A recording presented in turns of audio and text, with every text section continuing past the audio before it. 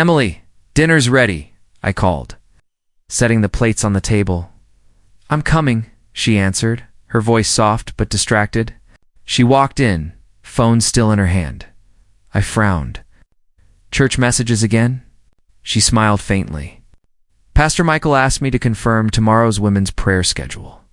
"It'll just take a second, Emily," I said, trying to keep my tone light. "You spend more time with that phone than with me these days." She set it down, finally meeting my eyes. "It's church work, not gossip. You should be proud. I'm involved."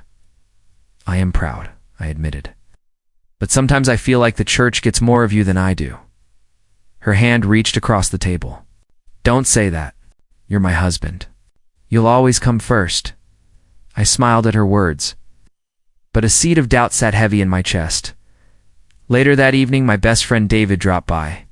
We sat on the porch with 2 cups of coffee. "You look tired," he said.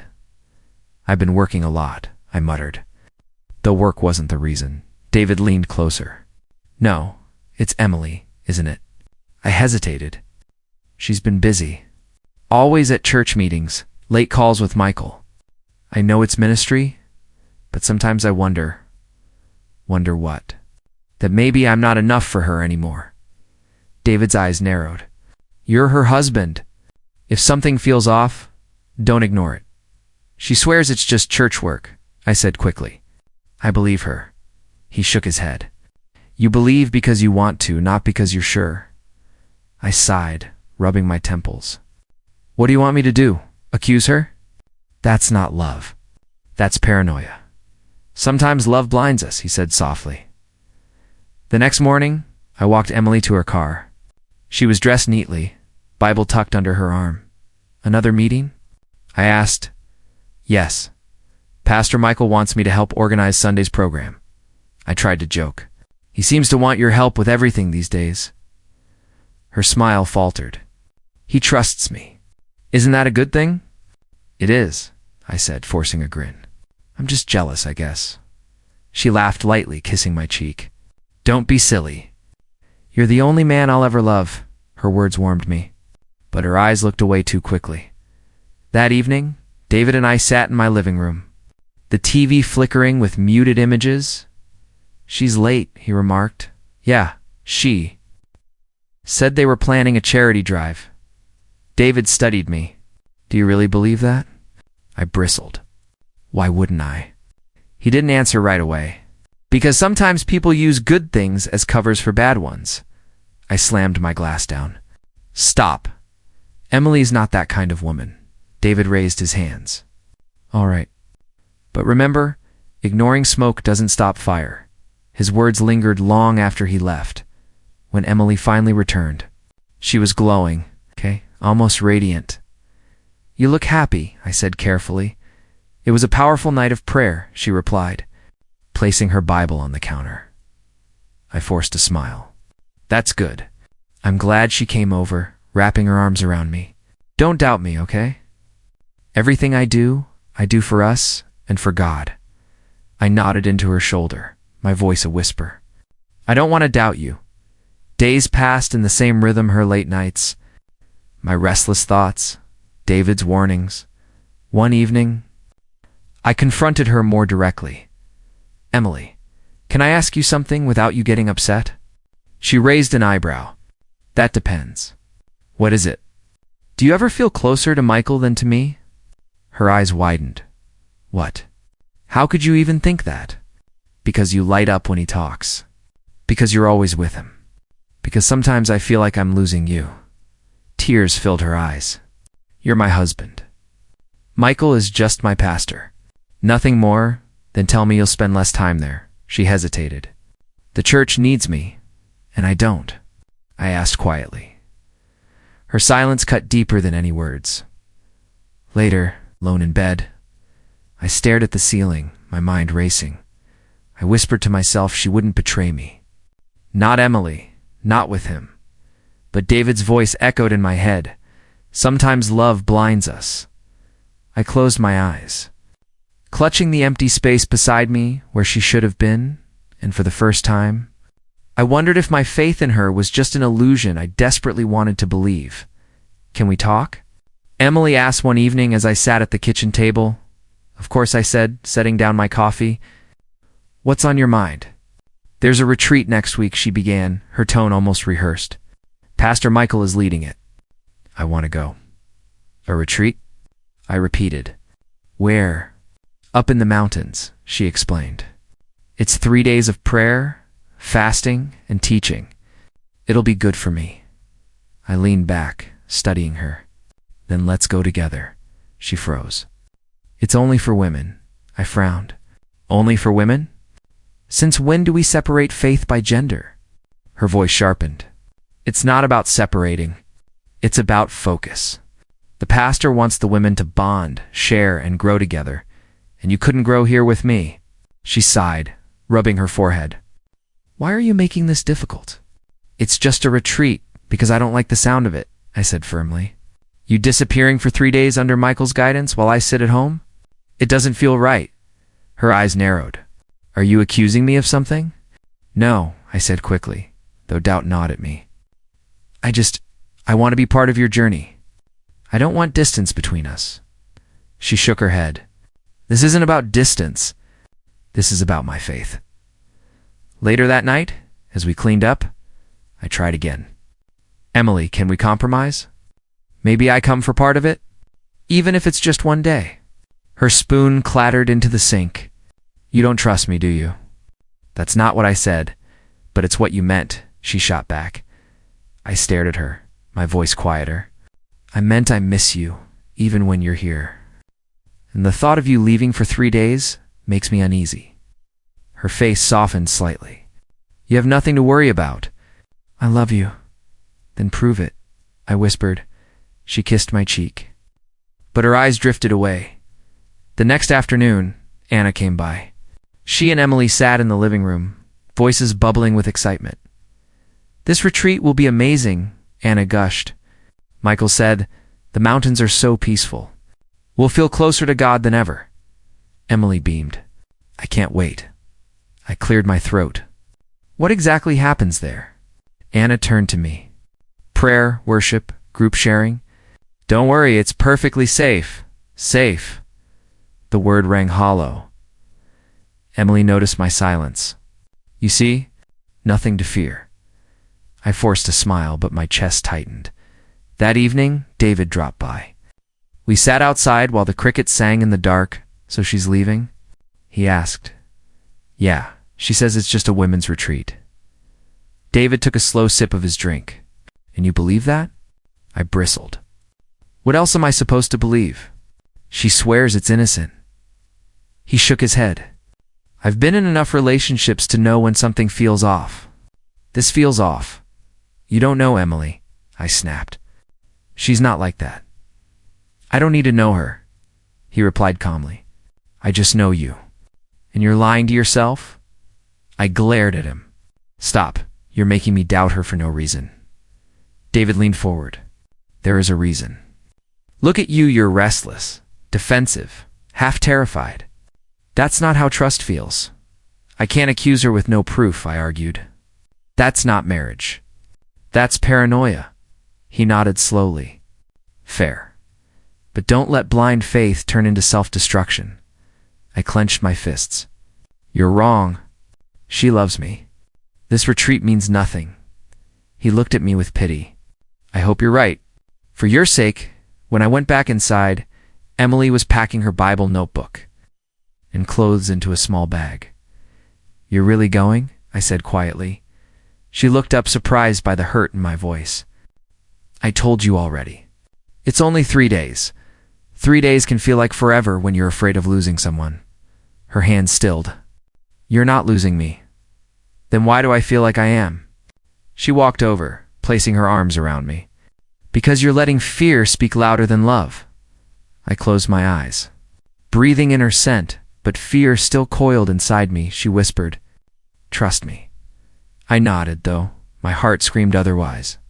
And that night, lying awake in the silence, I admitted to myself, David was right. Something about this didn't feel right at all. The house felt empty, without Emily. Every sound creaking floorboards, dripping faucet code louder in her absence. I sat on the couch, phone in hand, waiting for her call. Finally, it rang. I answered instantly. Emily. Her voice was faint. Hey, I can't talk long. I forced a smile she couldn't see. How's the retreat? Busy. Sessions all day. We barely get breaks. You sound tired, I said, just focused. I hesitated. Do you miss me? Silence stretched before she replied. Course I do. Then say it like you mean it, I whispered. I love you, she said quickly. But I need to go. Anna's calling me already. My chest tightened. We barely spoke. I'll call tomorrow. And then the line went dead. I sat there, staring at the screen, replaying every word. Her tone had been distant, distracted, almost mechanical. The next night, I stayed up past midnight, phone clutched in my hand. No call came. By morning, my mother noticed my hollow eyes. You didn't sleep, she said firmly. I tried to shrug. I'm fine. She gave me a hard look. Don't lie to me. What's wrong? I exhaled. Emily's at a retreat. She hardly calls. When she does, it's like she's somewhere else entirely. Mother's eyes narrowed. And you accept that. What choice do I have? I snapped. You have the choice to open your eyes, she shot back. A wife who loves you will not make you feel this lonely. I clenched my fists. She says she loves me. Words mean nothing without presence, she said coldly. A man who waits by the phone is not loved. He is forgotten. Her words cut deep. Don't say that. She's not like that. Then prove me wrong, she challenged. What does your heart tell you? My heart, I faltered. My heart tells me to trust her, but my mind won't stop asking questions. Mother softened slightly. Doubt is a seed. If it's growing, it's because something is feeding it. I rubbed my temples. I hate this feeling. I hate doubting her. Better to face doubt now than betrayal later, she warned. I shook my head. You don't understand? Emily is my world. Without her, I'm nothing. Mother's eyes glistened, but her voice stayed firm. No, son. Without her, you are still you. Don't chain your soul to someone who may already be slipping away. That evening, Emily finally called again. Hey, I said quickly, almost desperate. I've been waiting all day. Her tone was flat. Sorry, things have been hectic. Too hectic to send one message. One text. Please don't start, she said sharply. I'm not starting, I argued. I'm drowning here, and you don't even notice. You're exaggerating, am I? My voice cracked. Do you even think of me when you're there? She sighed. This retreat isn't about you. It's about me and my growth.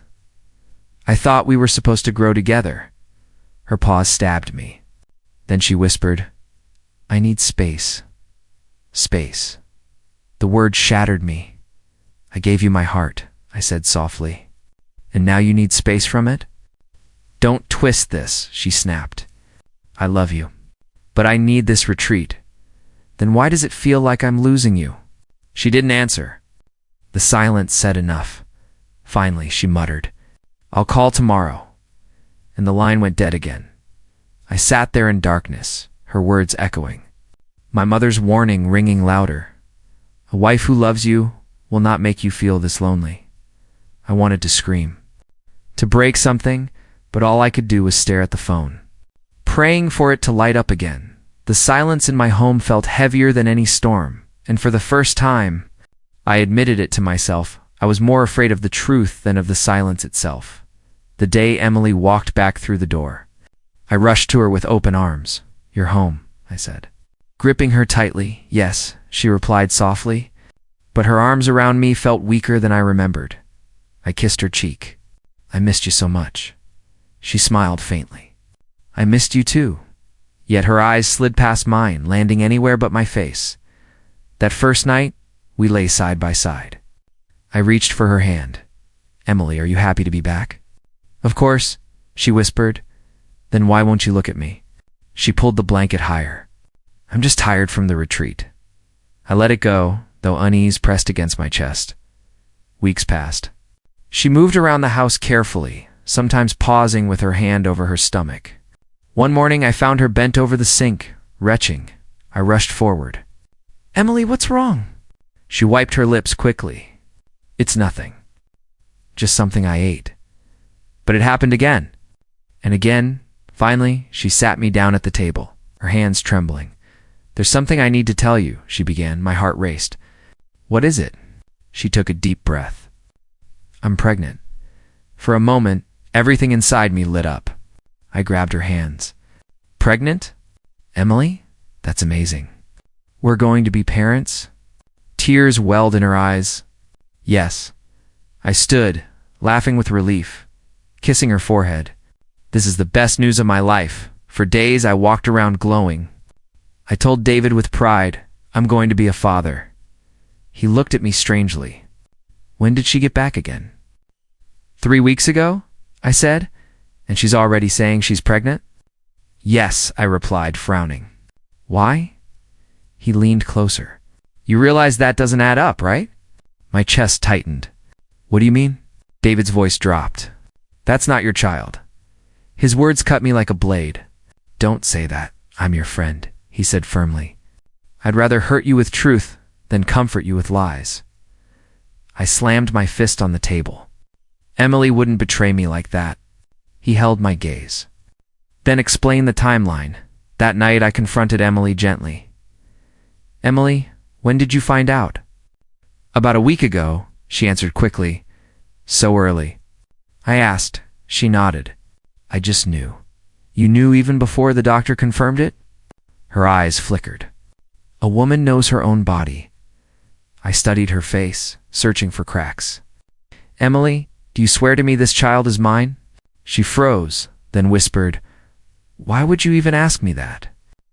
"Because the numbers don't make sense," I admitted. "You've only been back a short time." Her lips trembled. "You don't trust me?" "I want to," I said painfully. "But something feels wrong." Tears spilled down her cheeks. "You're supposed to be my husband. You're supposed to believe me without question. And you're supposed to give me no reason to doubt." I shot back. She turned away, shoulders shaking. "If you can't trust me, then what are we even doing?" I stepped closer, voice breaking. "I'm trying to hold on. But every part of me feels like I'm holding sand slipping through my fingers." Later, David came again. "You look sick," he said. I rubbed my face. "She swears it's mine. But I can't shake the doubt." David put a hand on my shoulder. "Listen to your gut. You already know the truth. You're just too afraid to say it, because if I say it," I whispered, "then my marriage is already dead." He looked at me sadly. "Better to face death than live in a lie." I went back to Emily that night. She sat on the couch, hand resting on her stomach. "Do you love me, Emily?" I asked quietly. She looked up, startled. "Of course I do." "Then prove it." "How?" she asked, voice trembling. "Tell me this child is mine," I pleaded. "Look me in the eyes and swear it." She stared at me, lips parted, but no words came. The silence was louder than any confession. My heart cracked, and for the first time, I let myself consider the unthinkable. Maybe David was right. Maybe this child wasn't mine. I stood in the living room, fists clenched. Emily sat across from me, her face pale. "Tell me the truth," I demanded. Her eyes widened. "About what?" "You know what?" I snapped. "This child. Is it mine?" Her lips trembled. "Why would you even?" "Because the numbers don't match," I shouted. "Because my best friend had to tell me what I was too blind to see." "Stop dodging me an answer." Tears filled her eyes. "It's yours, of course. It's yours." I stepped closer, my voice low and shaking. "Look me in the eye and swear to God it's mine." She broke eye contact. "Emily." I slammed my hand against the wall. "Swear it." Her sobs filled the room. "I can't." The air went out of my lungs. "What did you just say?" She buried her face in her hands. "I can't swear it's yours." "Whose is it then?" I demanded, voice rising like fire. She shook her head. Please don't make me say it. Say it. I roared. You owe me that much. Her cry split the silence. It's Michael's. It's Pastor Michael's child. The words struck me like a blade through the chest. I staggered back, gripping the chair for balance. You slept with him? I whispered, unable to believe it. She sobbed harder. It was a mistake. I didn't mean, don't you dare call it a mistake, I hissed. A mistake is forgetting to turn off the oven. A mistake is dropping a glass. This was a choice. Her hands trembled. I was lonely, I was confused, and he made me feel understood. I laughed bitterly, a broken sound. Understood? He's married.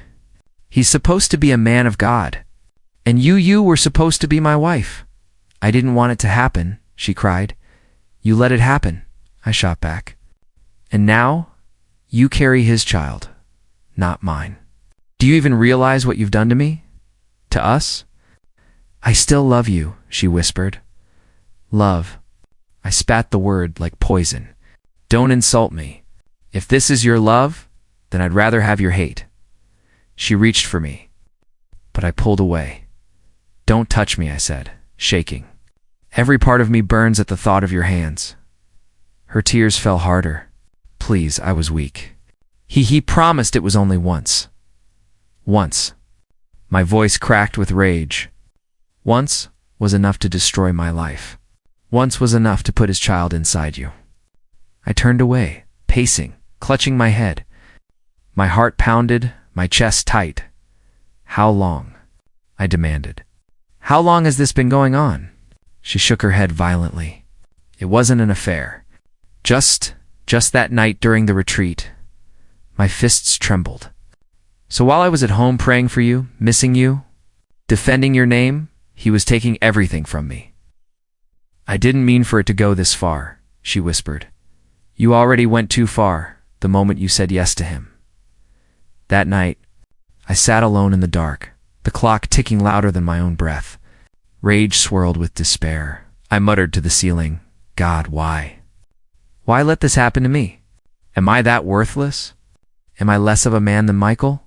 The shadows didn't answer. My faith cracked like glass. I gave you everything, Emily. I whispered to the empty room. My heart, my trust, my life, and you handed it to him. I cursed Michael's name until my throat went raw.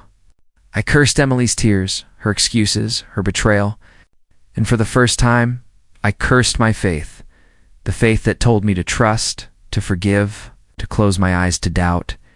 The next day, I walked into church, my body heavy with rage. Whispers swirled around me, though no one dared speak directly. Then I saw Rebecca, Pastor Michael's wife. She sat alone, hands clasped tightly, eyes red. I approached slowly. Rebecca. She looked up, startled, her voice barely a whisper. You know, the lump in my throat hardened. He told you? She shook her head. He doesn't need to. I see it. I've known for weeks. Pain flickered in her eyes. Pain that mirrored mine. Then you suffer too, I murmured. She nodded. We're both living in the ruins of their choices. For a moment, we simply stared at each other, two broken souls, linked by betrayal. She whispered, They think their sin is hidden, but truth always comes to light. I clenched my fists. It already has, and I will never forgive him, or her. Rebecca's voice trembled. Be careful. Rage can destroy you faster than betrayal itself. I met her eyes, my own voice like stone. Rage is all I have left. That night, alone again. I whispered into the darkness, Emily, Michael, you've taken my love, my faith, my peace. But you won't take what little strength I have left. One way or another, you'll pay for this. The silence answered me like a promise. Whispers followed me every Sunday. I could feel them brushing against my back like knives. Do you hear what they say? I asked David as we stepped outside the church one morning. He glanced at me. What now? That I wasn't enough of a husband. That's why Emily strayed. His jaw tightened. Cowards always find someone else to blame. I clenched my fists. And Michael? Do they blame him? David spat on the ground. Some do. Most are too afraid. He's their pastor, their man of God. I laughed bitterly. A man of God who destroyed my marriage. At home, Emily hardly spoke. She stayed in the bedroom, curtains drawn, staring at nothing. One evening I tried again. Emily, talk to me. She turned her face away. What's left to say? Why are you still clinging to him? I demanded, her voice cracked. Because I don't know how to let go. My chest tightened. After all he's taken from us, you still defend him? Tears slid down her cheeks. You'll never understand. He made me feel something I hadn't felt in years. I staggered back. And what did I make you feel? Invisible? She whispered, trapped. The word cut deeper than any blade. I left before my rage exploded. That night, my mother sat across from me, its eyes sharp. You look like a man drowning, she said. Maybe I am, I muttered. She leaned forward. A wife who betrays her husband once will do it again. Are you going to sit here, waiting for her shame to kill you? Or are you going to stand up? I don't even know what standing up looks like anymore, I admitted. It looks like reclaiming your dignity, she said firmly. Don't let their sin bury you alive. I rubbed my temples. But the church everyone whispers, they point at me like I'm the failure. Let them, she said coldly. Truth doesn't need their approval. Truth only needs courage. Her words dug deep, but I had no answer. A few days later, Rebecca found me outside the church, sitting on the steps after service. She walked slowly, her hands trembling. Can I sit? She asked softly. I nodded. She lowered herself beside me, her eyes red. I heard the whispers. About you. About Emily. They're not whispers anymore, I muttered. They're daggers. Rebecca stared at her lap. I know how sharp they are. I've been bleeding from them for years. I turned to her. You knew? Her lips quivered. Michael's scenes didn't start with Emily. There were others. Women who came to him broken, seeking guidance. He preyed on them, and I stayed silent. My stomach twisted. So Emily wasn't the first. No, she whispered. But she's the one who finally broke the dam. I watched you in church, holding her hand, smiling like you believed in forever. I wanted to tell you. I didn't have the strength. I swallowed hard. Why now? Because you deserve to know the truth, she said, tears rolling down her cheeks. And because I can't carry this alone anymore, I leaned back against the cold stone wall. So we're both living in his shadow. Both betrayed by the same man. Rebecca nodded. Different roles, same pain. Silence stretched between us, heavy but strangely comforting. Finally, I spoke. What do we do with this? With all this poison? She lifted her gaze, eyes steady despite the tears. We survive. Together if we must. Alone if we can't. But we don't let him define us anymore. I studied her, seeing not just pain, but resilience. And Emily. Her voice hardened. She made her choice. So did Michael. Let them bear the weight of it. For the first time in weeks. I felt something stir inside me, not peace, not forgiveness, but the faintest spark of strength. Maybe you're right, I said quietly.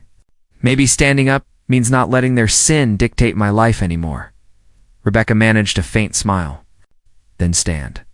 I'll stand with you. We sat there on the church steps, its broken hearts sharing the same silence, and for once I didn't feel completely alone. Rebecca placed the phone in my hand. Read it, she whispered. I scrolled through the messages. Michael's words to Emily burned my eyes, intimate promises. Manipulative prayers twisted into seduction. Enough, she asked. More than enough, I said, through clenched teeth.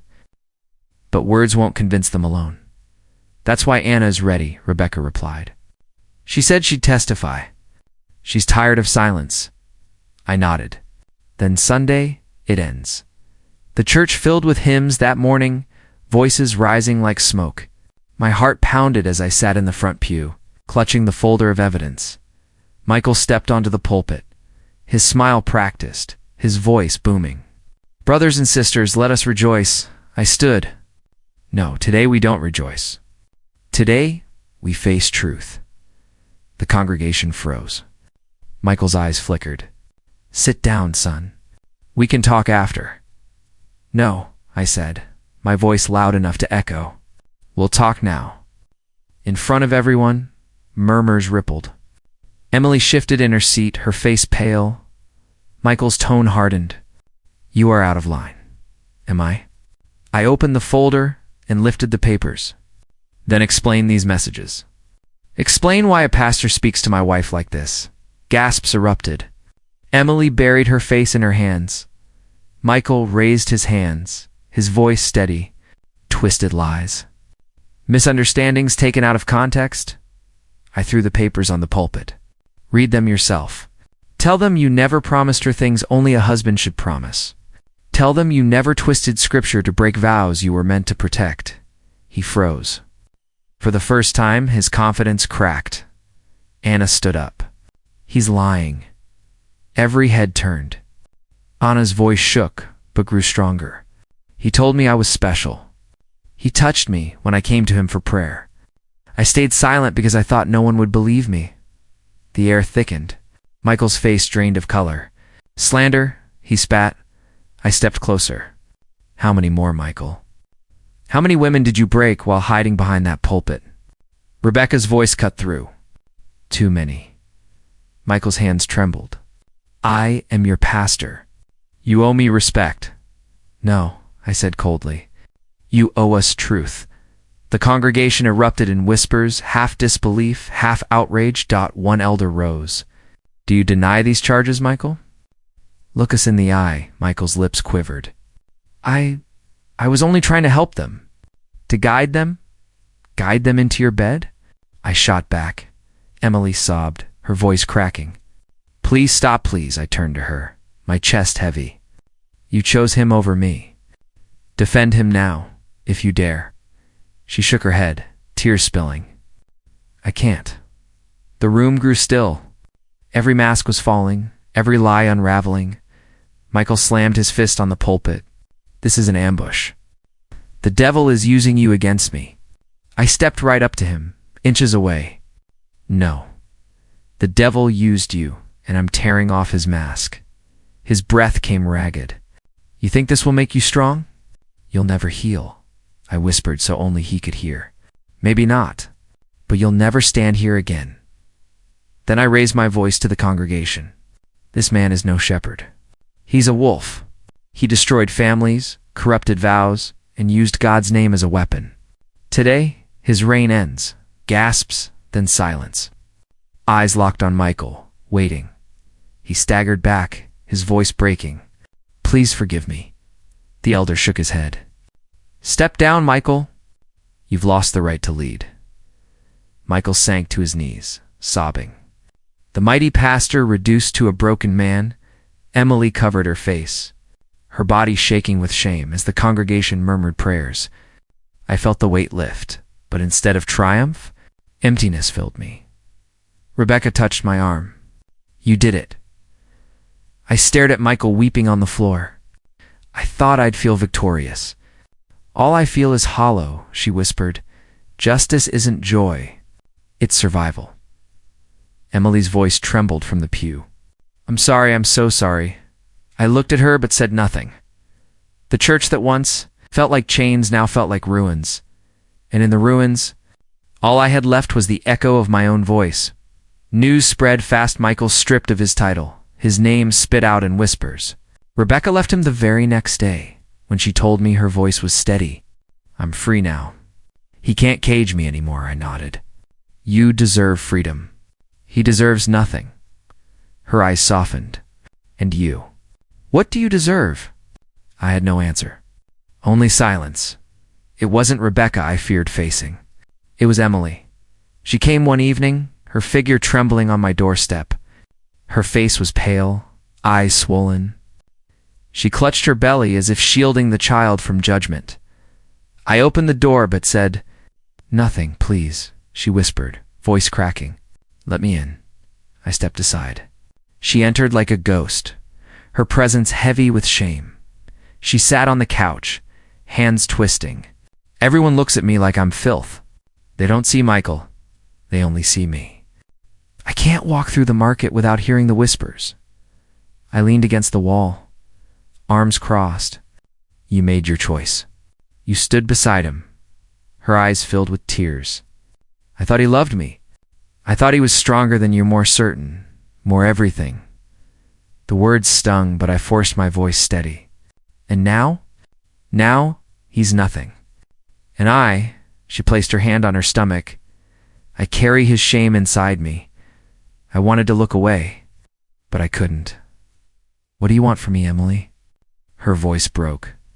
Forgive me, please. I can't do this alone. The room went still. Forgive. The word sounded like fire on her lips. Why should I asked, my throat tightening. You broke me.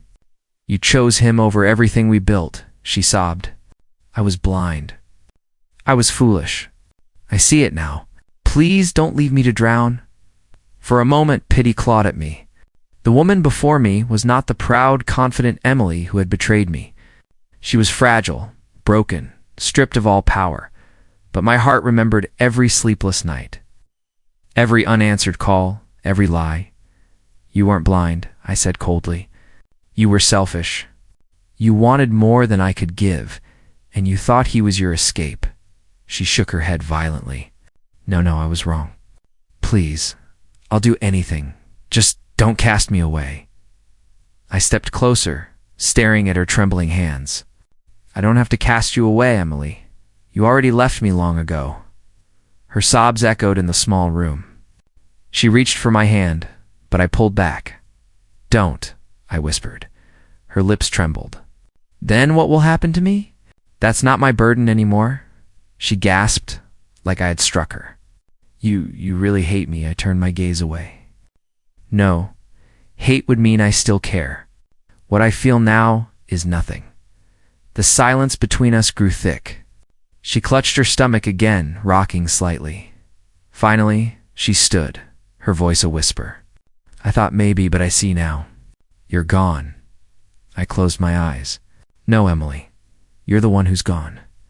She walked to the door slowly, her shoulders sagging. For a moment I almost called her back. Almost, but the weight of betrayal held my tongue. When the door closed behind her, sank into the chair. My hands shook. My mother's words echoed in my mind. A wife who loves you will not make you feel this lonely, I whispered to the empty room. Shh, she was never mine. And for the first time I believed it. Emily stood in front of me, her eyes swollen, her hands trembling against her stomach. I can't survive without you, she whispered. I know I failed, but can't we rebuild? Please, I'll do anything. I took a deep breath. Rebuild. You burned it all, Emily? What's left are ashes. Her voice cracked. I was lost. I let him use me. But you were always my home. I shook my head. No, I was your safety net. And when you thought you found something brighter, you cut the rope. She stepped closer. Please don't throw me away. Don't throw us away, I stiffened. Us. There is no us.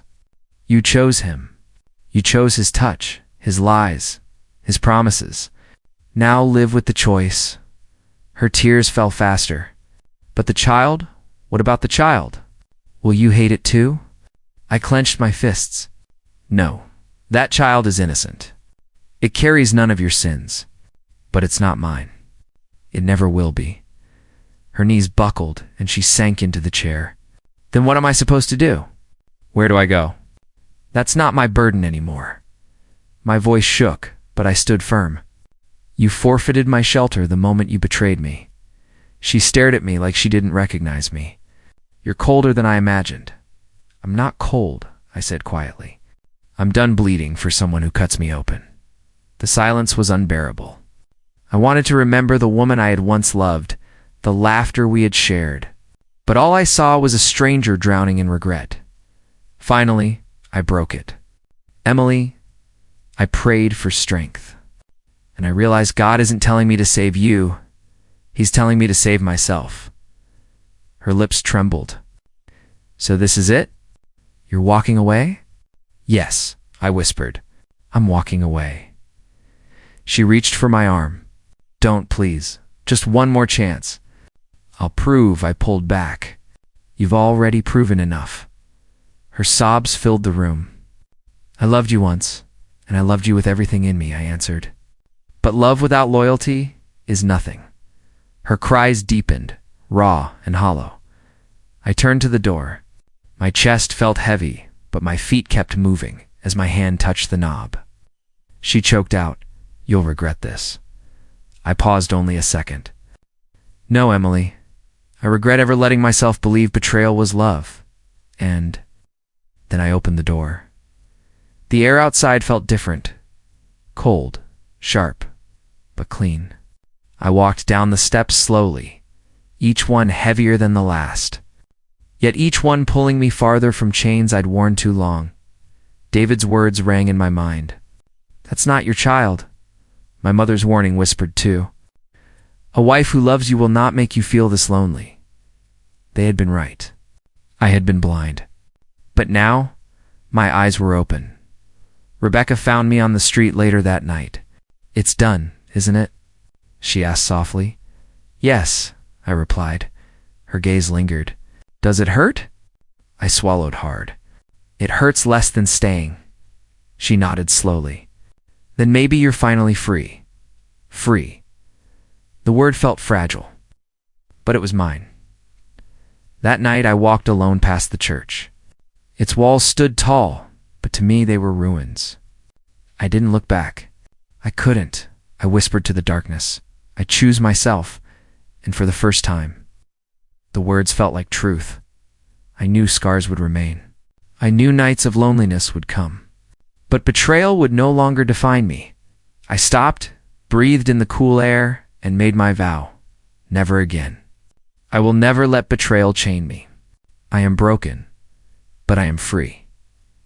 And with those words, I walked into the night, leaving behind everything that once held me captive.